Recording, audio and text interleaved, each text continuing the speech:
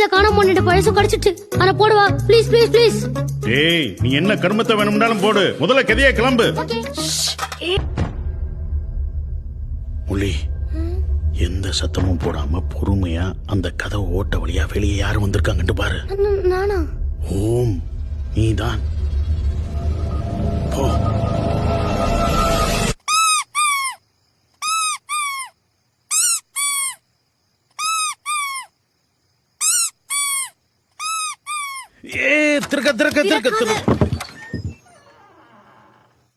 ஏ தினேஷ், என்னடா வந்துட்ட? Hello sir, நீங்க எல்லாம் இன்றைக்கு இரவு குடும்பத்தோட ஊரை விட்டு ஓடி போறீங்களாண்டு உங்களோட மகன்கிட்ட சொல்லியிருப்பான் போல. அதான் ஓடி போறதுக்கு முன்னாடி கடைசி அவங்க எல்லாரையும் பார்க்கணும் என்று ஆசைப்பட்டான். கூட்டி கொண்டான்.